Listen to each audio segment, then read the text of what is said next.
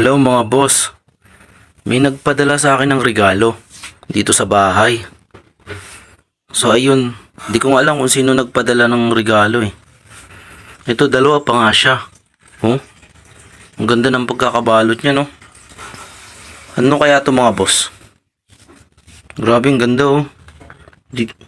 Gusto ko na siyang buksan kanina kaso nanginayang ako eh. Nanginayang ako sa balot, ang ganda rin ng pagkakabalot niya oh. Yung mga boss oh.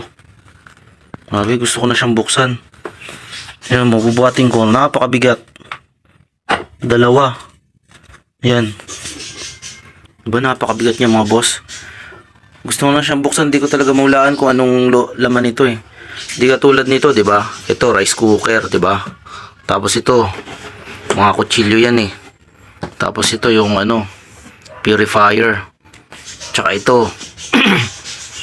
Ito speaker, 'di ba? Madali lang hulaan, mga boss.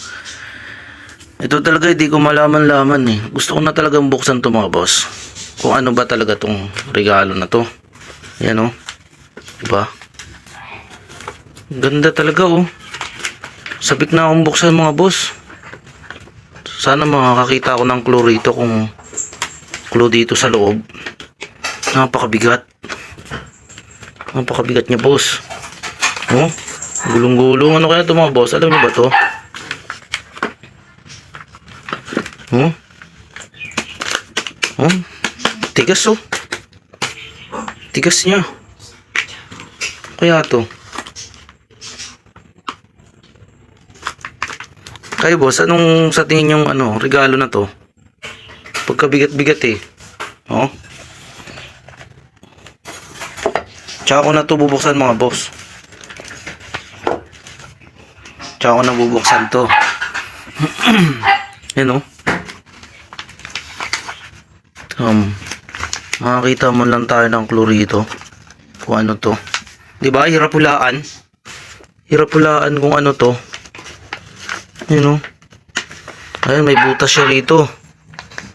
Ah, bakal, mga boss. Oh, bakal. Bakal. O diba? Kung wala siyang butas, di pa natin maula ang bakal to. Ano kayang bakal to, mga boss? Sabik na talaga akong buksan to. Ano kaya tong regalo na to? Oh, dito ang guluhan natin. Oh, diba? Sabihin niyo, mga boss, comment nyo nga kung anong regalo itong natanggap ko. Hintayin ko mga boss yung nyo ha.